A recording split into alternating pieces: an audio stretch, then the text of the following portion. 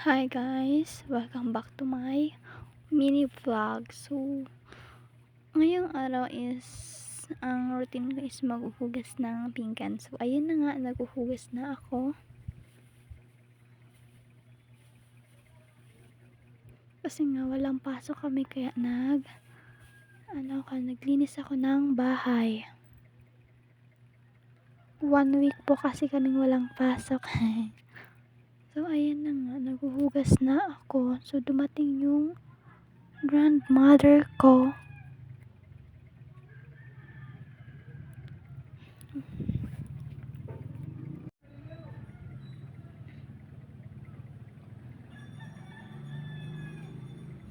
May duckling pa.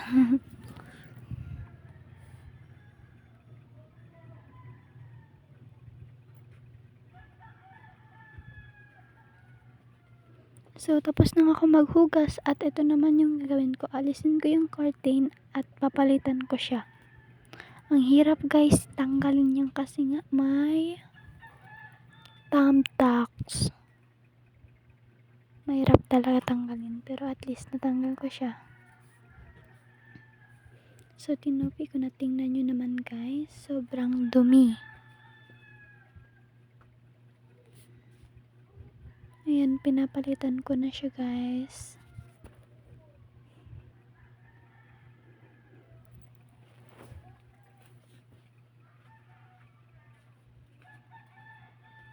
This is my kwarto. Yan yung kwarto ko.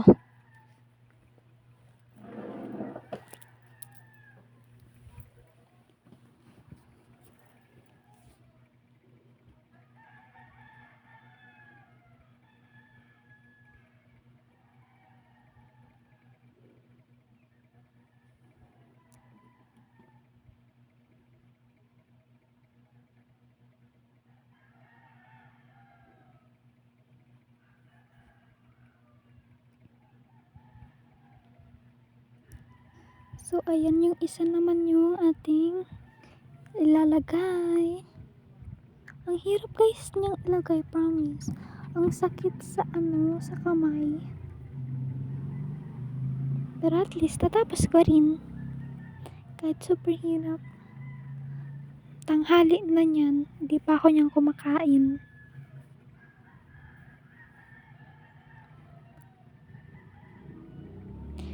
Itong green guys, yan yung pinakamahirap. Lagyan ng thumbtacks kasi matigas yung kahoy. Pero at least natapos ko nga rin, diba? Paulit-ulit kong sinasabi. Sa inyong grandmother ko. Guys, pagpasensyahan nyo na at maingay dito.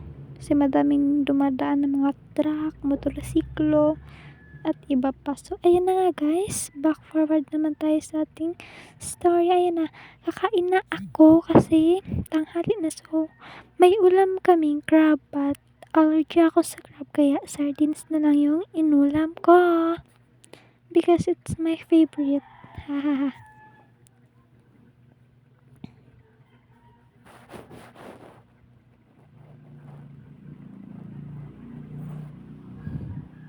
Tapos na rin yung mga gawain ko kaya kumain na ako. So, ayun guys. So, ang ganda ng ng case. Kasi ang dumi kasi na-stuck na yun. So, pagkatapos ko kumain, nagkanta-kanta na rin ako at nagpahinga. So, ayan. Napakanta si Maymo. Joke lang. So, ayan. Pagkatapos ay medyo natulog na rin ako niyan kasi nga pagod na pagod ako kakalinis. So, hindi pa nga kami tapos So, yun lang guys. Bye-bye. Thank you for watching.